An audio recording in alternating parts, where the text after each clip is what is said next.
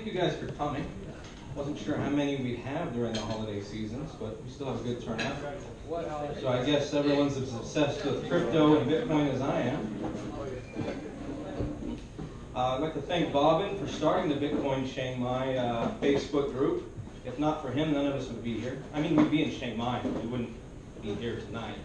So thank you, Bobbin. And of course, thank you to Food for Thought for hosting us and giving us this nice space. I'm sure my head's not in the way. There we go. So everyone, this is the investor group. Hopefully you've been to the Thursday group, which is done at, was it Cube 7, right? I keep wanting to say Cloud 7, but Cube 7. And that's great. There's like 100 people, I think the last time I went there. Has anybody not been to Cube 7? Awesome. Oh, one person. Hello. Say hi to everybody. Hi, everybody. Next time. So Cube 7 is great. I love the atmosphere. I love getting to meet people who are interested in Bitcoin and cryptocurrencies and all that good stuff. But I found it a little bit difficult to find people who were interested in talking about investing specifically. And I met a few people there. Clayton, I think I met you there Thursday, a few other people. But I wanted to really focus on getting an investing group together. And I didn't know how many people would show up. So we kind of just threw it out there, held it at Duke's the first night, and 22 people showed up, which is great. I was expecting a smaller group, but that's awesome. It changes the format a little bit. I was expecting to do roundtable talks where everybody gets a chance to speak, but it's turned into more of a mixer and a presentation. So I'm going to be doing a presentation today. You might want to know, who the heck is this guy? Disclaimer, I am recording both video and sound. It's pointed directly at me, so it shouldn't catch any of your faces.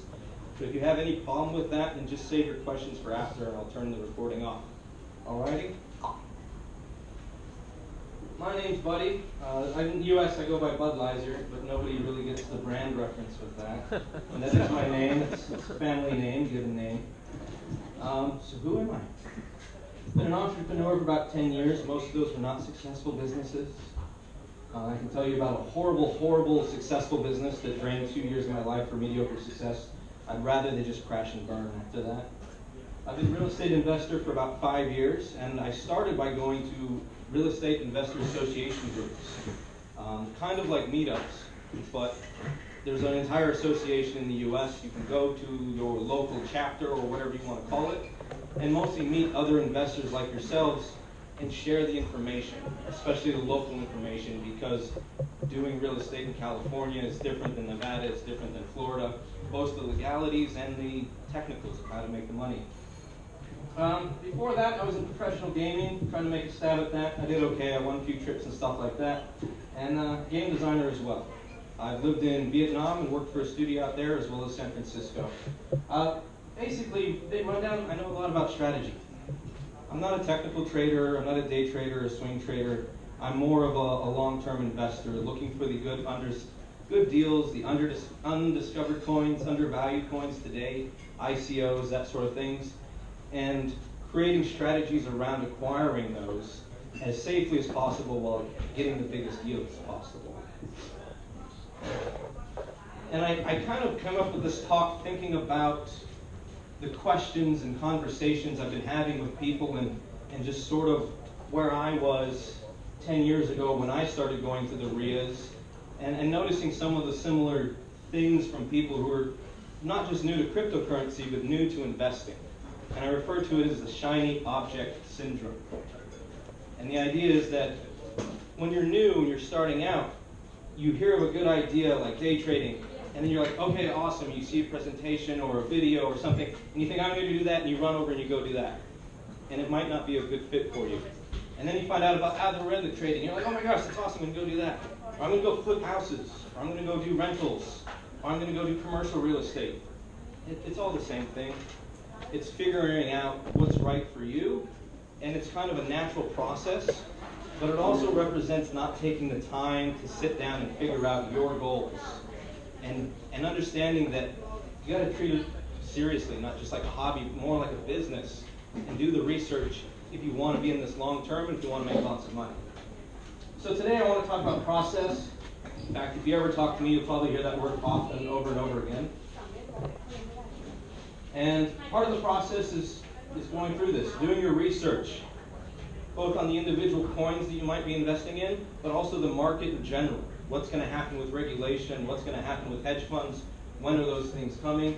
And then using that research to form your opinion, your bias, or your belief on what's going to happen in the next year or so. And then using that belief and opinion based on your research, you can come up with a goal. And once you know what your goals are, you can create the strategies to match those goals. And then after you've gone out and tried your strategy a bit, you can take a step back, see how you did, and validate it, or change it if necessary. So this is a video I threw up on Facebook today. Has anybody seen this video? Awesome.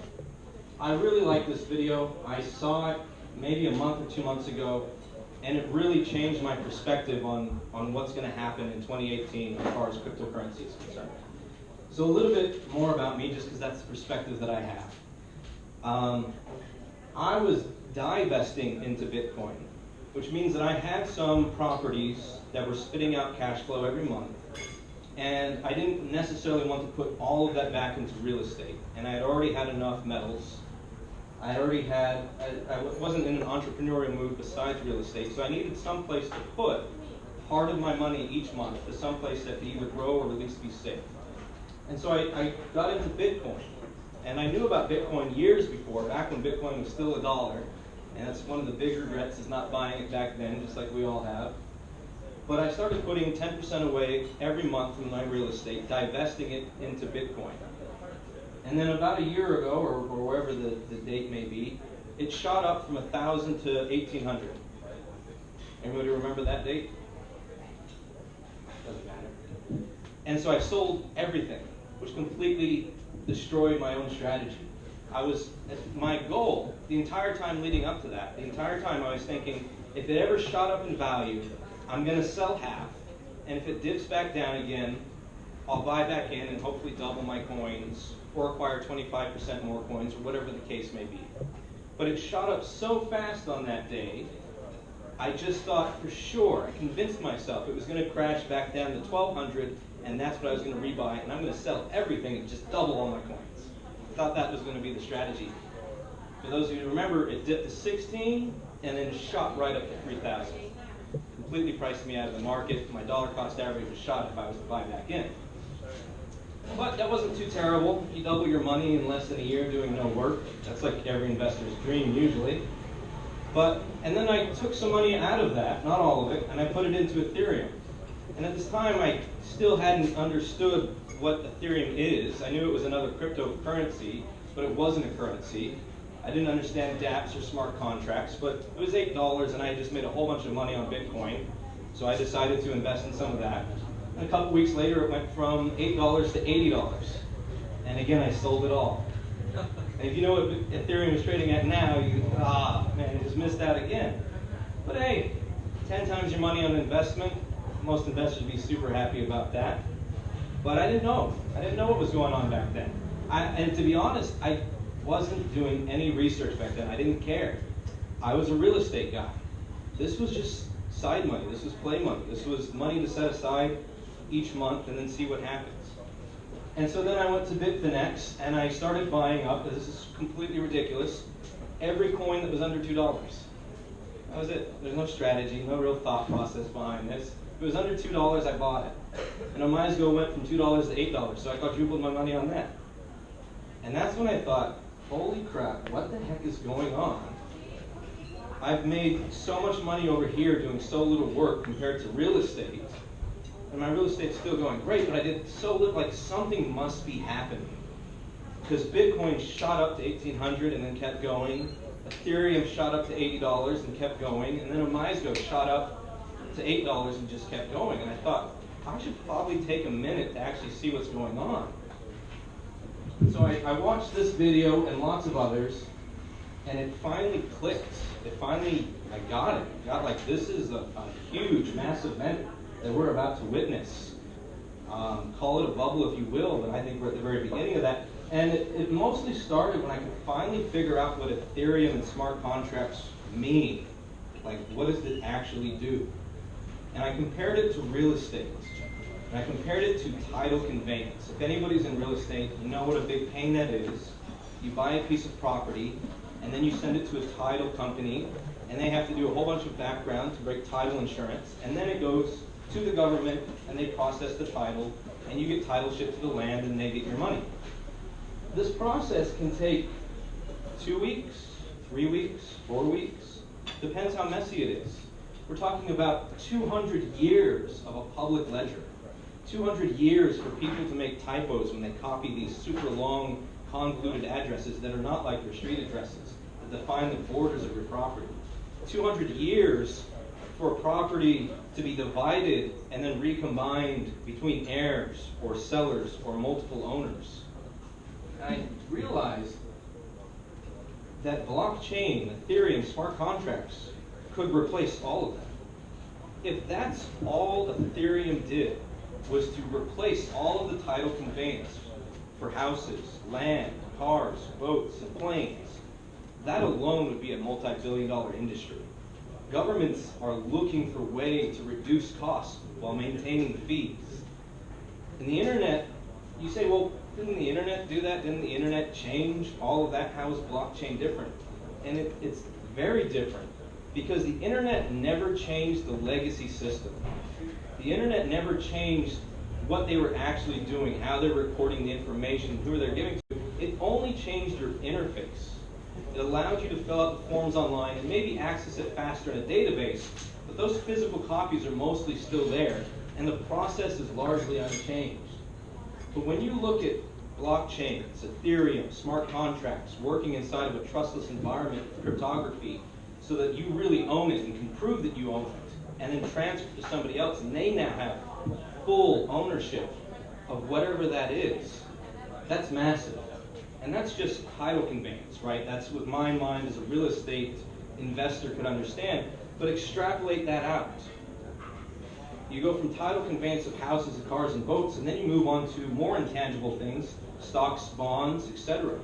And then you extrapolate it further, and there's a token that I've invested in called Wax.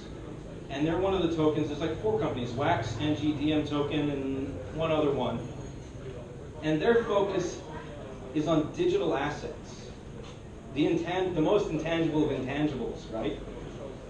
For example, a sword in Warcraft that just happens to be rare and legendary. If I want to sell it to another person, we can do that, but the game doesn't necessarily have the mechanics for it.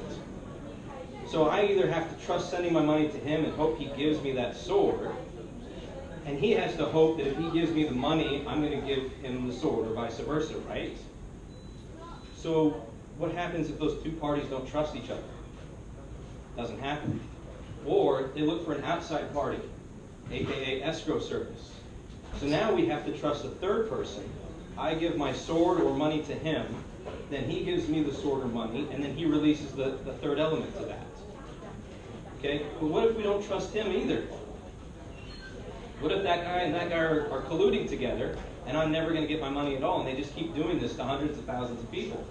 It becomes a serious problem. So companies pop up that do this, but then they charge massive escrow fees, 10, 20, 30%. But if you have a blockchain with a smart contract that does all of that for you instantaneously with no administration, no boundaries, decentralized, then the fees can shrink to 3 or 0%. It's a factor of 10. And it's easier to trust. It's not a person. There's very few people involved. Yes, there's usually an administration above it, but then it just sort of becomes an automated process. So those are some of the things that kind of like blew my mind this last year, and why I got so excited about cryptocurrencies coming into 2018. And one of the questions we have, or I keep facing, is how do you know, if this is a bubble, how do you know we're not at the top? How do you know that we're not going to crash tomorrow or crash next year? And it comes back to this video, as he was talking about the hedge funds.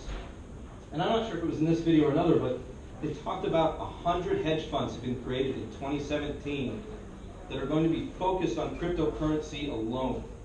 100, where 0 have existed before. They talk about $100 billion of hedge fund money sitting on the sidelines, waiting for regulation to come in. There's no way we could get the top of a bubble.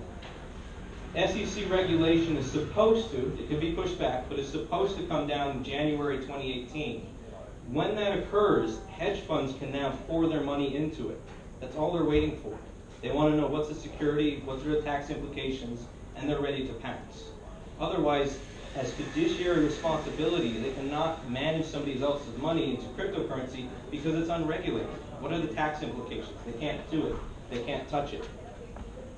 And when I think about all of the people that are involved in those industries, hedge funds, hedge fund managers, stockbrokers, mutual fund managers, all of those people need to research and be trained on cryptocurrencies. That takes time. And then they create sales plans and they sell all of their customers, all of their databases, all of their email lists, and convince those people to switch from stocks and bonds, which they've been doing for over 100 years, into this new thing called cryptocurrency. So I've come up with a formulation. I go back to the process of doing my research and coming up with a bias or a belief. My belief is that it won't crash for 3 to 5 years. I do think that there will be a market correction or crash at some point because people don't understand the technology and they don't understand its limitations. And they're going to be sold up and up and up and up to unrealistic levels. And we're going to have coins that survive and we're going to have coins that don't. And we're going to see a massive correction, but I can't see it possibly happening inside of less than 2 years. So now that I've formed that belief, I set a goal, which is to buy up hotels. I'm still a real estate guy. And to do that, I need $10 million. I need to become a decamillionaire. And I create a strategy to do that. But all this comes from doing the research first, which is why I'm trying to present to you guys. I'm not here to push my strategy or my belief on you guys. It's merely to open up the possibility space so that you can think through these things, do your own research, come up with your own goals and strategies. And one of the questions I have for you is, where do you get your research and who do you follow? Hello, am I talking too fast or just right? Thank you. So these are some of the people that I follow online. Andreas, whose last name I can't say. His name I always mess up. Mike Novogratz, Al Toucher, Oh Hey Maddie, Ian Valina, and the Goblin. These three mostly focus on ICOs, which are something that excite me. Might not be for you. And I've spent a lot of time looking at people who review ICOs and who have spreadsheets and really explain their process of how do they review these ICOs. And those are the three that I like and trust the best. Him, where it is, him least of all. I think he used to be good. I think he's just so busy now he doesn't do enough research. Al Toucher, kind of a crazy guy, but I think he has some very insightful stuff in his videos.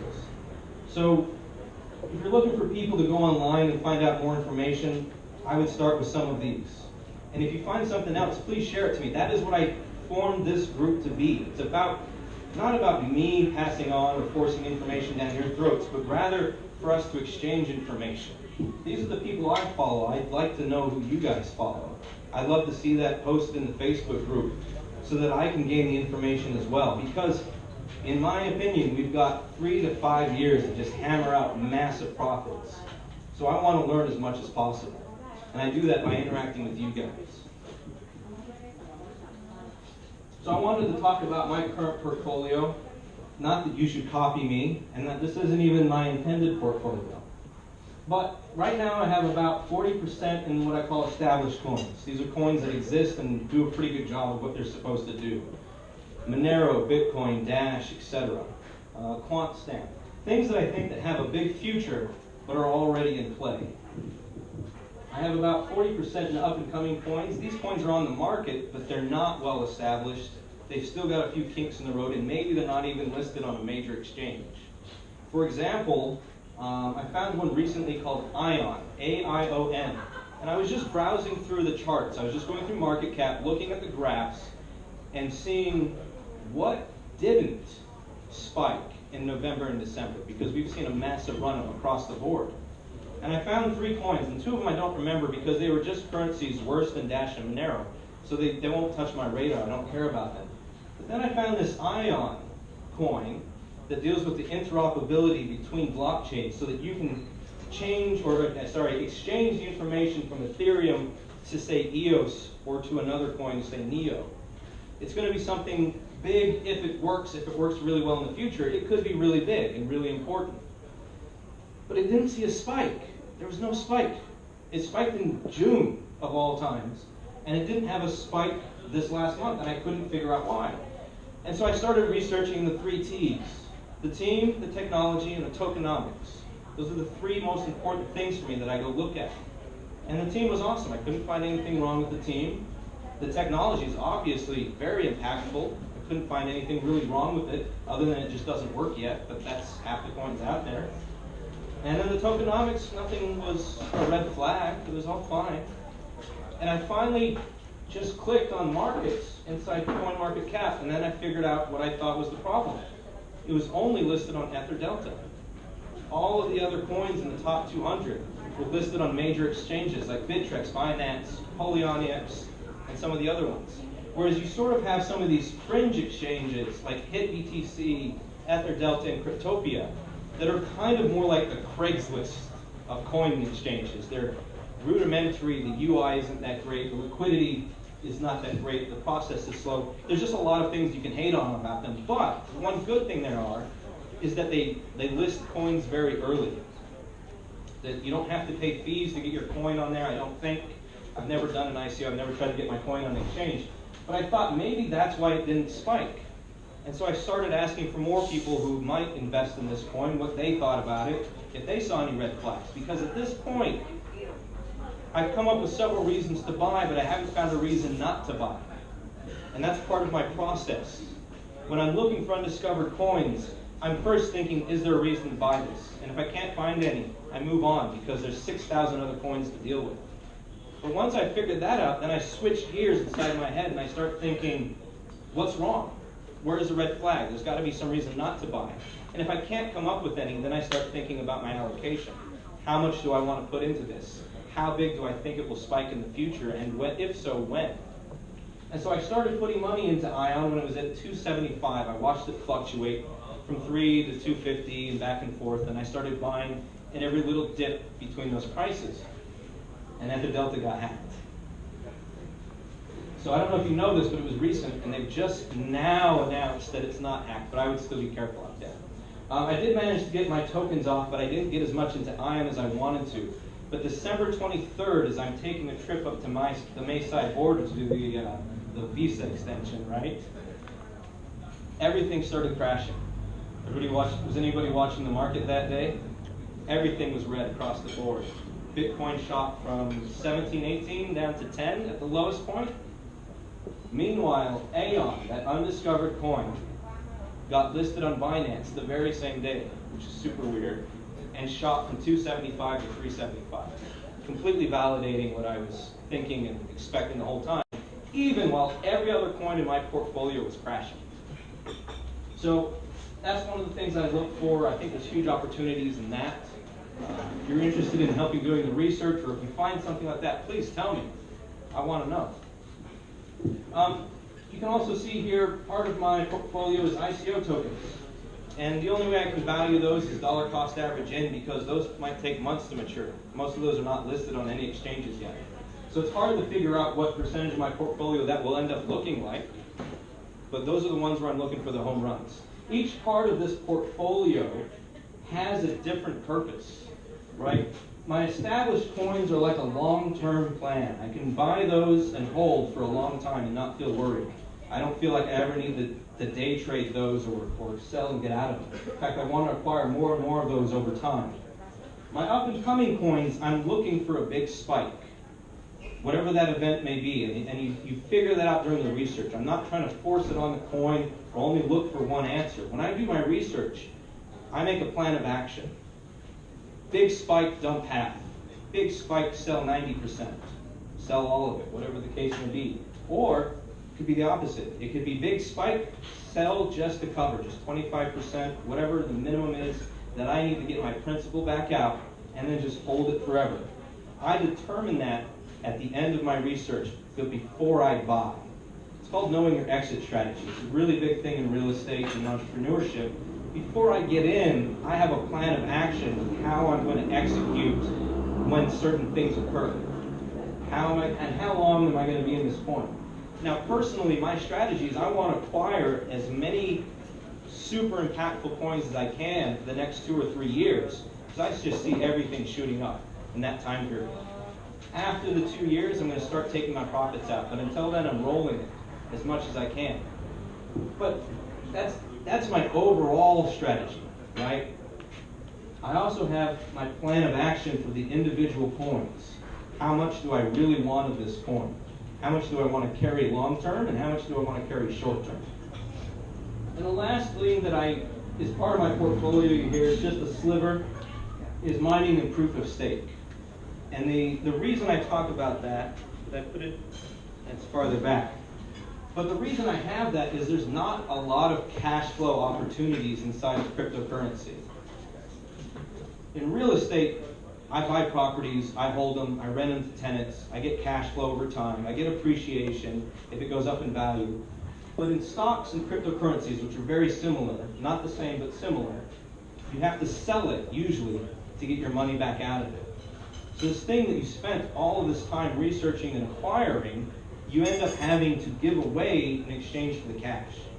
So I look for things, I'm looking at mining and proof of stake now. That's sort of the next venture, the next leg of my journey, so that I can build things that just give me more money over time and that I don't have to sell it. Because I've had businesses, I've sold cars for years, and I never would wish that on my worst enemy to be in the car business. The process of going out, finding a car, fixing it up, getting it ready, and then selling it is like 3 separate businesses compiled into one. And most of us can make more money if you just focus on one thing, or if you were to just rent those cars out, you can make a ton more money. Regulation stops that in the US, but cash flow is king, right? For me, cash flow is king. That's the end goal. Cryptocurrency is a great way to build up capital to go buy cash flow. And right now I'm using my cash flow to buy capital, so it's interchangeable. But the end goal is to get my cash flow as high as possible. So these are some of the coins that I'm involved with. You can see down here I've got a total of 34 now, which is too many. I want to trim that down a bit, but these are all the different coins. And this isn't part of the previous allocation, because it doesn't let me do that on there. But Bitcoin, Ethereum, QuantStamp, XMR, those are sort of my long-term holds. EOS I'm super excited about. If it ever gets released, it'll be a massive competitor to Ethereum, as long as it does what they hope it will do. But I'm not acquiring any more for that. If you want to find out, talk to me privately, and we'll go over some of the things with that. So this is kind of a weird thing to throw in here. Maslow's hierarchy of needs. Anybody have seen that before? More than I thought. I'm a game designer though, so I think a lot about incentives and strategies and sort of the rules we create to make players do things or avoid things, kind of the way politicians do to their own communities of incentivizing and de-incentivizing things. And I kind of came up with a hierarchy of needs for investing. I just see some crazy questions out there. People throw out questions to me that are kind of odd. Is this a good coin? Should I buy it? What will the price be? What's the price prediction on this? And I think when I hear those questions, I'm worried that that person hasn't figured out what their own goals are. And I don't know where they are sort of in the experience level of investing. And if you're asking me which coins or which things to invest in outside of coins, whether it be real estate, businesses, metals, etc., I want to know where you are. Because the first thing you should have is food, water, shelter, and safety. And that sounds funny, it doesn't sound like investing, but it is. Investing starts with survival. It starts with having a plan. Where are you going to be in the next year, 6 months, etc. As you move up from that, you start thinking more about your career and education, and then everyone needs to think about cash flow and retirement at some point. I wouldn't rely on pensions or 401ks to get me there.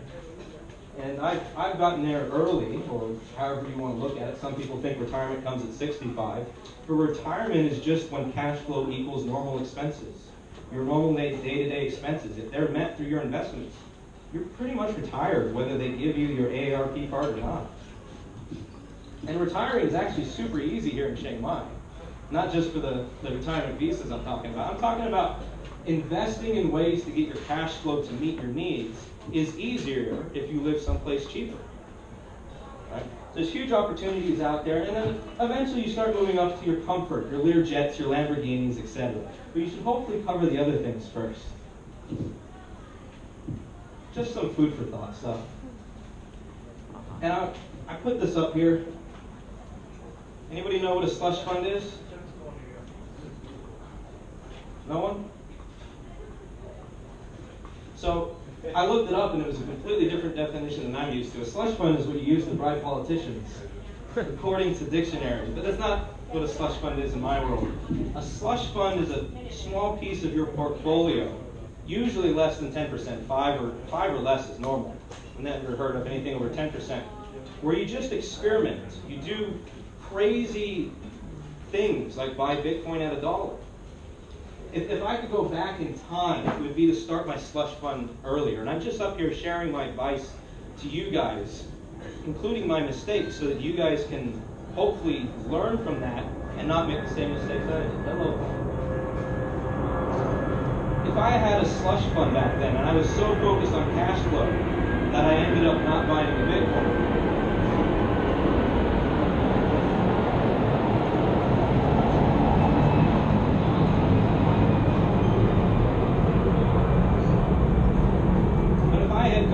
if I had a slush fund at that time, just a small piece of my money, a small piece of my portfolio, to do sort of these fringe investments that other people get scared about, I'd have a whole ton of Bitcoin today, be much richer. But it goes further than that. I started doing Airbnb just as it was starting to get really popular. But if I went out and did the research on forums like biggerpockets.com, there were still tons of people just screaming, it's a scam. They're going to trash your place. It's illegal. You can't do Airbnb. And if you listen to those naysayers and that type of negative attitude without doing your own research and without testing it and experimenting, you'd miss out on huge profitability, because Airbnb in the States has some of the lowest cost to get in and the highest margins per month. It's way better than the normal traditional people I know doing house rentals, who face much more hurdles with their tenants for smaller margins, making 10% a year when I could easily make 10% a month on Airbnb. But if I didn't have that slush fund, if I didn't have that sort of curiosity and willing to experiment and not being worried about losing that money because that's such a small part of my portfolio, you wouldn't discover these types of things. So it's just a piece of advice for those of you starting out. Be careful of the negativity. When you see lots of negativity, dig deeper. Some of it could be right, but make sure you get your information from trusted sources, people you know or that you've at least watched for a period of time, so that you know their thought process. And you know, are they a shallow thinker and they just regurgitate everything that they've heard?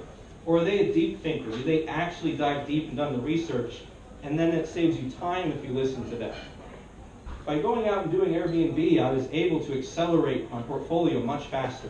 And I highly just recommend that you have some sort of slush fund, whether it's for cryptocurrency or whatever the next thing is that excites you.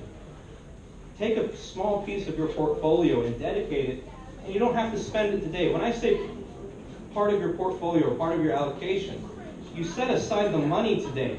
That doesn't mean you have to spend it today.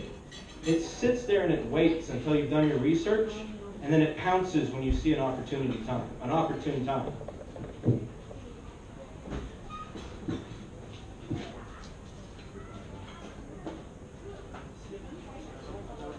So I talked about this a little bit in the past. Kind of skipped ahead of my slides. This isn't a super gel talk. But I'm looking for more cash flow opportunities in cryptocurrency. And I just want you to be open-minded to it as well. Or, at the very least, think about, well, if I make a bunch of money in cryptocurrency, and that's capital gains, where can I put that money later for cash flow? you could do real estate, you could do businesses, you could do proof of stake or proof of work mining. But start having that thought process now and start thinking about in the future balancing it so that you have ways to raise capital or make a bunch of capital gains so when you need piles of money, you can get it. But then think about where am I going to put that money so that my money goes out and works for me and comes back and it doesn't become a job. Because as much as I love cryptocurrency and I love researching it, it's a lot of work. Whereas my real estate, the whole reason I got into real estate is for the cash flow. It's all about building up assets that continue to give me money. And my managers go out there and manage the property, not me. My managers worry about the taxes, the regulations, and the tenants, and the marketing, not me. So I have to give up, there's a big hurdle for me mentally to make the leap back from cash flow to capital gains. But it's only because I did a bunch of research and come up with that this is the most opportune time in cryptocurrency that we're ever going to have. And then it's a limited opportunity. So I'm willing to give up my sabbatical, come out of retirement per se, and work my butt off to make a ton of money because the opportunity is going to be here for a short period of time. But then once that's over, I'm going to put it back towards cash flow. And I hope you start thinking about your exit strategy as well as you start to get into this. What are you going to do when the market starts to crash? Where is that money going to go? What is your long-term plan and your long-term strategy? Or are you just fishing in the dark? And so I wanted to share just one thing that I wish I would have done and make sure that it's part of our collective vocabulary. Sell to cover. There might be other terms out there for this, okay? But just understand the concept with me today. If I buy Bitcoin at $1,000 and it shoots up to $2,000, what is the amount that I need to sell to get back my principal? Half. It's 50%. So, and I call this a sell to cover strategy because it reduces my risk, because if it suddenly goes to 2,000 down to 500 and my dollar cost average is 1,000, I'm going to lose money. At the same time, if I sell everything, I realize full profits, but now I don't get any more of the upshot. In real estate, we have a sell to cover strategy called ELOCs, equity lines of credit, especially in commercial. You buy the property undervalued or not fully leased up with enough tenants, or the rents are below market value. You improve the property, which improves its valuation. And then you go to the bank and you ask for an equity line of credit. You change the mortgage into a higher mortgage, basically. But what that does is that gives you your cash back out, your principal, say $40,000, and then you pull back out $60,000 or $40,000. And now, on an isolated case, that investment is now risk-free. Okay? If it goes down in value, if it suddenly goes from $200,000 in valuation to $100,000, it sucks, but it kind of doesn't hurt you. It doesn't matter so much. Right? The valuation changed, your profit changed, but you're not risking anything. You've already taken your principal back out. And so that's kind of what I do now. And that's the entire thing I was supposed to do when Bitcoin shot up from 1,000 to 1,800. I was supposed to sell 40 or 60% of it and get my money back out and have that money ready to pounce to buy on another dip or another asset while still riding the upshot. But I outthought myself. I thought, I know this is going to crash. It went up too fast, I said.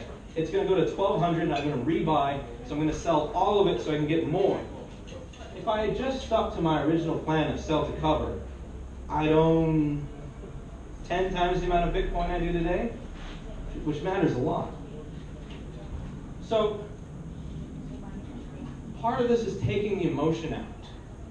If you've got all this money risk in there, you've got all this principal in there, and you see the price spike, and you see the price drop, you see the price spike, it's a roller coaster of emotion.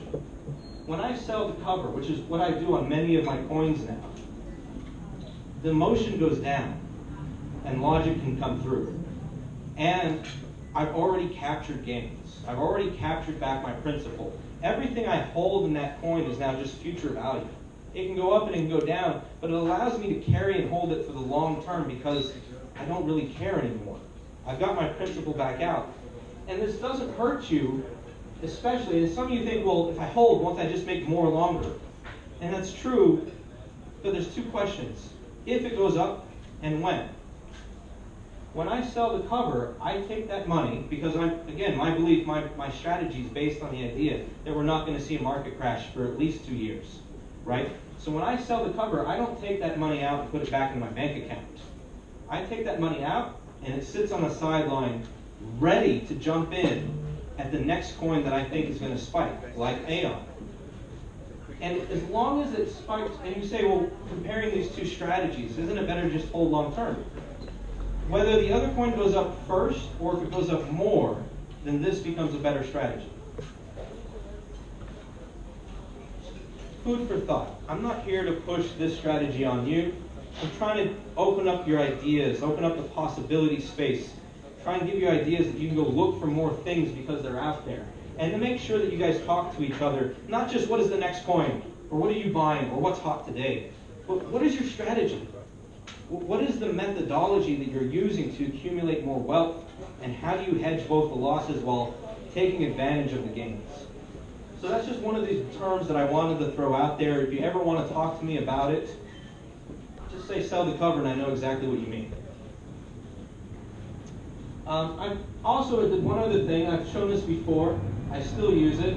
This is my Crypto Prospects lead sheet. It's not just for ICOs, although I made it for ICOs. I'm the type of person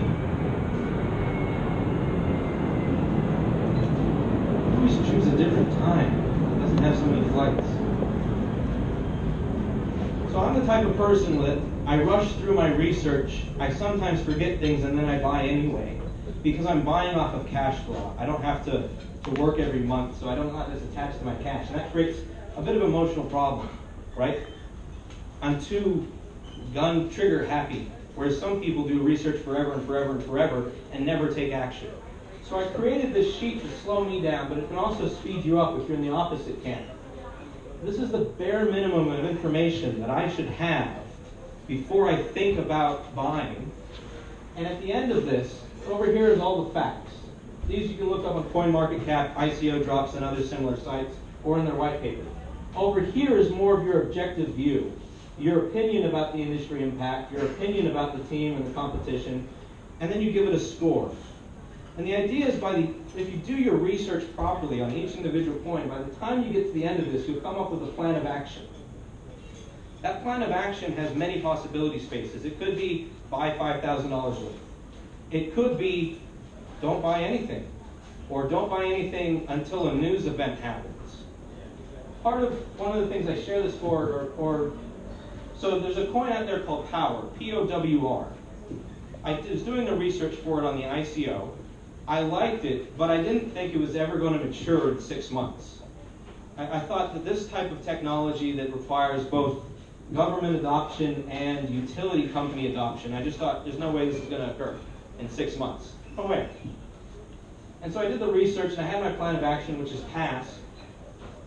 But then news came out. I saw a news article, thanks to either it was Bitcoin is in Chiang Mai group or some of the other groups that I'm online with, that Power got a $2.75 million contract from Australia. And I went and jumped on the chart. I saw that despite the news, it hadn't popped yet. It had slowly risen over time from ICO value to sort of steady market value. But there was no pop from the news yet. But because I had already done my research at ICO phase, I already knew about the company, the team, I liked all of it, and suddenly it changed my perspective because I thought it wasn't going to happen in less than 6 months, and suddenly it happened. It was an instant buy for me. And within a few days, it went from 40 cents to 80 cents. I sold out of most of it, and I still hold some for long-term value. And it's been a great play for me. But it came from what? It came from doing the research early. It came from diving deep and filling out a form and having a process. Not just taking the temperature of a room and thinking, oh, what is that? Is this coin hot? No, yes, no. I have a real process. I do real research, and I go and I dig deep on these things. And even if it leads me to a decision where I don't buy now, it can sometimes lead to having the ability to take action quickly if things change. So I brought a bunch of these, I printed them out, and if you want online copies, just connect with me on Facebook. Out of your portfolio? That's a really good question. So for example, and I need to do more research on this, but I did dump the IOTA. And I dumped IOTA because I saw an article, and I haven't tested it myself, but I saw multiple comments that it just doesn't work. That it's a great idea, and that the wallet UI is not good, and that when they tried to send transactions to each other, it didn't work. Now I should go do some more research. At what price did you sell IOTA? I got in, I think I started getting in at $1.20, and I got out at $3.50. It wasn't a high point. I know it shot up to $5 recently. And that's a question. This actually leads to another idea that I've been formulating and trying to deal with. What's more important, the tech or the hype? Yeah. And that's something, again, I'm not perfect at this, and I'm always trying to improve. Maybe right now, hype is more important than tech. But if it's going to be in my portfolio long term, I kind of want it to have the tech to back it up. It becomes emotionally. So, I missed this point, and I wanted to stress this to you guys. Your strategy depends on you as much as it depends on the market. You have your own personality and your own emotions that you have to deal with every day. And that is going to dovetail with your strategy. Some people are great at flipping houses. Some people never should flip houses, right? But that doesn't mean that they can't be in real estate. There's tons of ways to make money in real estate. There's tons of strategies you can use in stock/cryptocurrency. You need to find the right strategy for you. Thank you for asking that question. Any other questions? So before getting into crypto, I was really big into stocks and just learned basically a lot this year. And I'll look at the technical factors such as RSI, relative strength index, MACD, and Bollinger Bands, moving averages and all that. So when Litecoin spiked up a month ago or whatever, I sold it at 45% gain, thinking that was awesome, and then it went up another 200% in 2 days. So that, I think a lot of these cryptos, they kind of go against what a traditional trader would look at in the technical charts, because it's almost like a herd mentality here where someone sees something spike, so everyone kind of jumps on the bandwagon. So I don't know whether I should continue with these technical tools or just forget it for crypto. So that's a great point. I'm glad you said it, because I'm not a technical analysis trader. I've never fully understood that thing, and I barely researched it even a little bit, but I wanted to know the terminology at least. But I don't want to shoulda on you. I don't want to tell you what you should do. And I don't think anyone should be telling each other what they should do unless they really understand the other person's personality, process, and financial standing. But for me personally, I don't look at those. And I don't know if they matter right now. But again, I go back to the original belief, my original thought process. I don't think any of the major coins are going to crash in 2 or 3 years. They'll have dips, but not crashes. So if they're not going to crash, why do I need to fully exit? Which is why I came to my sell to cover strategy, and why I'm trying to accumulate as many winners as possible. So I think the only thing I can say to you is go get the research, form a super solid macro vision, and then use your experience with the technical trading to jump in and jump out, but make sure it also matches that overall vision. Does that help at all? Yeah, and I only use the technical trading for very short term, 2 day, 1 week, 1 month kind of thing. Long term. Right, and so another question, and I can't answer this, but it's a question more to the group. Does technical analysis work when you have so many different markets and such imperfect information and so many unsophisticated traders coming out of nowhere? I don't know if I spaced out or you told us already, but what's your favorite way to find new coins to invest in? So coinmarketcap.com, of course, is where I go to look for undervalued coins.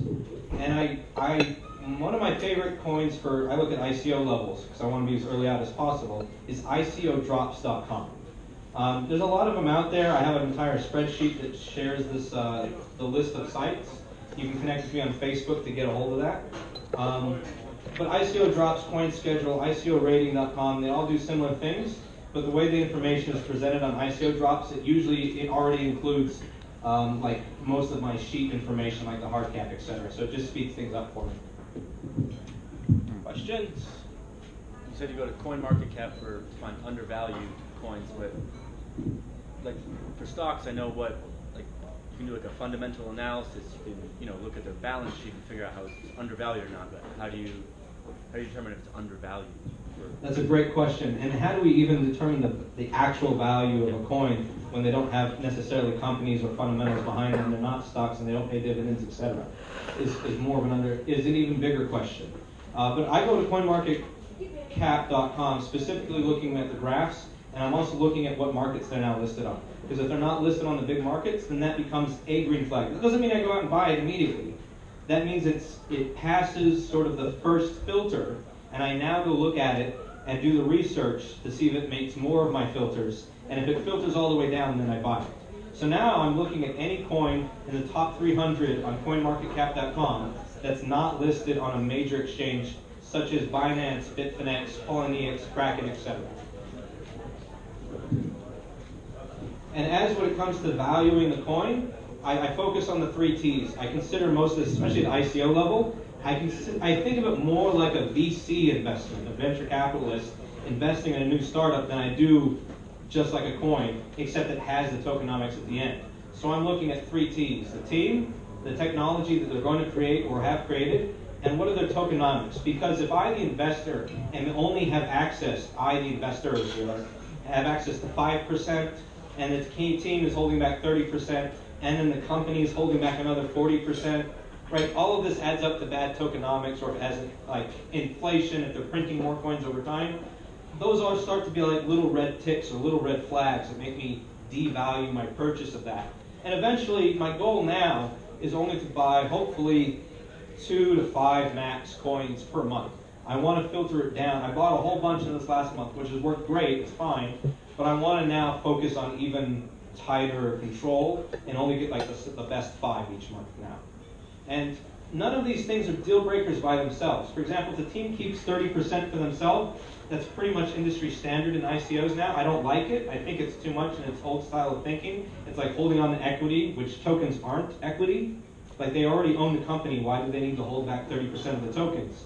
But it's not a deal breaker because everybody's doing it. So if it was a deal breaker, then I couldn't invest in anything.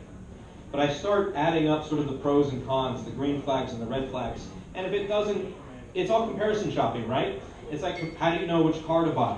You go look at all the cars. If you look at all the cars, you know what's best for you at the end of it because it's just pure comparison value.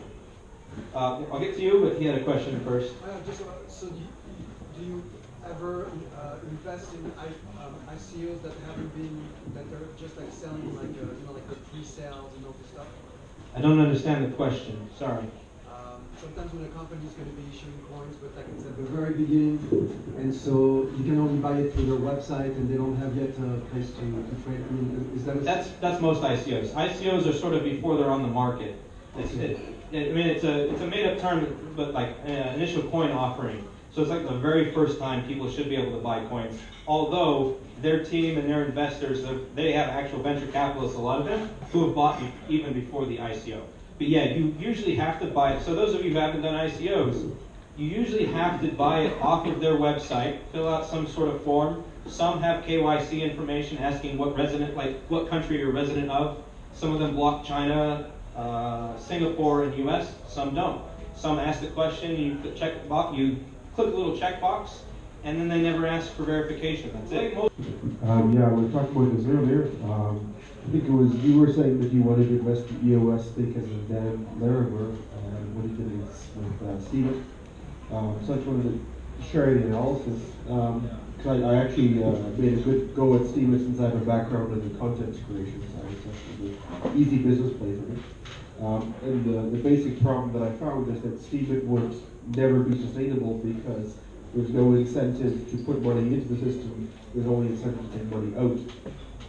And I sort of got the impression that what Dan Larimer was doing was with Steven was as a way of making himself and his friends rich. Can't really blame him. They certainly succeeded. Can't blame a guy for wanting money, but that's how it ended up working. And I think because of his sort of somewhat lopsided focus, he neglected to put anything into the system which would cause other people to put money in. He was too focused on taking money out to realize you also have to put money in, which I think compromised it in the long term, which is why I don't really see it anymore. Now, EOS is very interesting because it's this perpetual ICO. There's actually an interesting arbitrage that pops up sometimes. You can buy the tokens cheaper from the ICO and sell them on the exchange. You can make an easy 10% that way. If you know how to hedge it. And hedging this is a pain in the ass. It's a significant risk. And you also have to be moving very large sums to make it work. But I think that may be intentional on his part because that encourages people to send him money. My suspicion is that the US is just a way for him to get rich. Then it's working. That's very good. He's a sharp cookie. And that's what scares me about investing any more than what I have in it now.